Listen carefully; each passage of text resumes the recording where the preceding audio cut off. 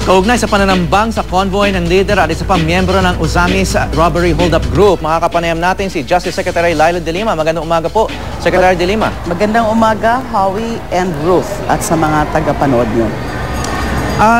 Ms. Secretary, diretsong tanong lang po, do you think this so-called ambush was actually a rub-out?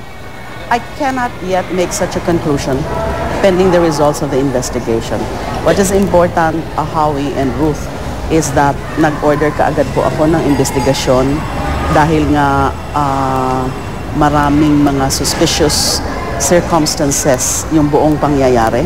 Dahil nabigla nga po ako nung isang gabi nung napanood ko yung breaking news sa State of the Nation na natambangan nga daw at patay si Cadavero.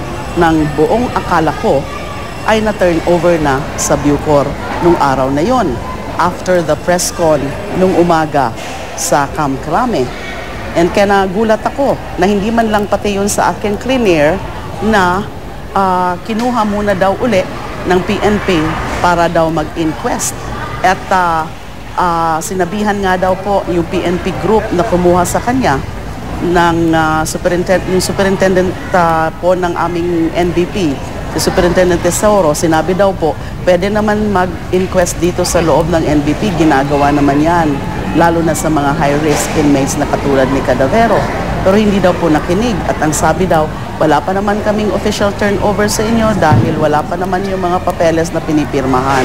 Pero sabi ko nga, hindi excuse yan dahil kaninang umaga, that was the other day, no, nung morning na yon, nung umaga, nung nangyari na yan, ay in-announce na nila sa buong mundo na tinurn over na nila sa Bucor.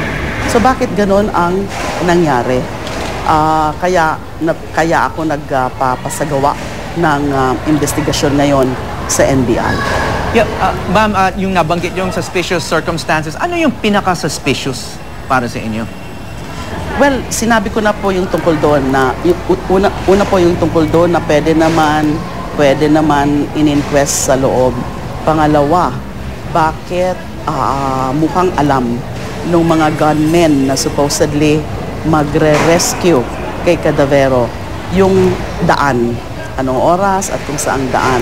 And then, napabalita naman na nakaposas yun si Cadavero, tsaka yung kanyang kasamahan nung nangyari yung alleged ambush, although nang agaw daw.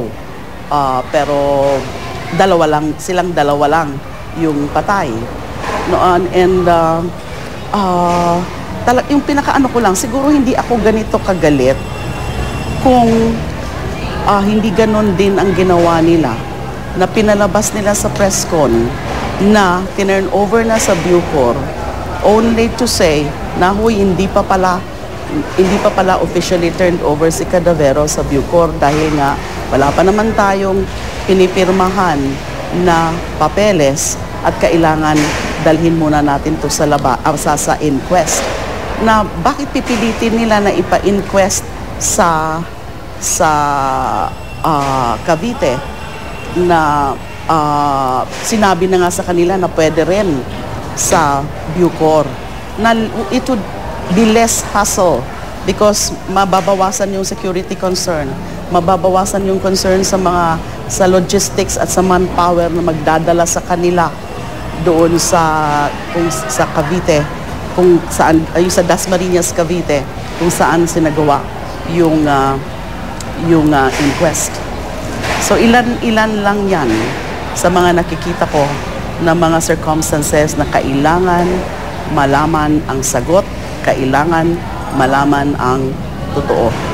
Ma'am, nagkausap na po ba kayo ni Secretary Mar Roxas tungkol dun sa incident? Because Secretary Mar was in that press conference na sinasabi nyo nga parang lumawas na moro-moro po yung press con at yung turnover na yun. Yes, kahapon, nung after that hurriedly conducted press con kahapon, nakasama rin si Director Bucayo and Superintendent Tesoro, ay meron akong missed call kay Sec Mar kasi hindi niya nasagot yung text ko late evening nung nangyari yung alleged ambush. So, sinabi ko sa kanya yung mga circumstances na nakikita kong suspicious. Kaya sinabi nga niya, ipapa-imbestiga ko yan.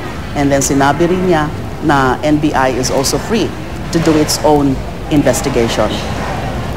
Ma'am, ilang kaparehong insidente na rin ang naiulat, no? Parang pare-parehong napapatay ang mga suspect habang ibinabiyahe o nasa custody ng pulis. At mukhang pare-pareho rin po ang kwento ng agaw di umano ng baril ng bantay. Naimbestigahan na ba natin ang katotohanan sa ibang insidenteng ganito? Paano natin masisiguro po ang kaligtasan ng mga suspect sa police custody ngayon? Well, I agree, Howie, na nakailang mga insidente na yan na hindi pa rin natututo ang ating mga kapulisan o mga law enforcers na alam naman nila kung ano ang mga rules of engagement. Alam naman nila kung ano ang tama, kung ano yung mali. Nasa CHR pa lang ako noon, Howie, meron na rin akong ilan-ilan na mga insidente na pina-imbestiga noon. At palagi kaming meron mga kaukulang mga rekomendasyon noon from CHR na sinasubmit namin sa mga various offices, including the PNP na noon. Because CHR is just an investigative body and recommendatory lang ang kanyang powers. So rini-recommend namin kung ano yung mga dapat baguhin sa mga rules of engagement. And sa tingin ko, yung rules of engagement ngayon ng pulis ay maganda na. Lahat ng mga dapat ilagay, yung mga tamang ilagay, tamang proseso ay nandyan na. So it's just a matter of really all these rules being imbibed and absorbed by our law enforcers. Kasi syempre, we respect na meron silang karapatan na mandate nila yan na, to keep the peace. Mandate nila yan na manghuli ng mga law violators, manghuli ng mga kriminal. Pero hindi dapat labag sa batas, hindi dapat labag sa mga proseso or sa rules of engagement. Because if they do that, they become themselves they become law violators themselves. Na-verify po ba kung nakaposas talaga itong dalawang robbery gang members nung nangyari yung ambush? Pinapa-verify ko yan, Howie, sa NBI. Kasama yan sa magiging investigasyon. Yung sinabi ko about yung posas ay yung nakita ko lang sa balita. Pero pinapa-verify ko ang mga ganyan, yung mga facts na yan, yung mga circumstances na yan. Lahat yan ay bubusisiin ng NBI team.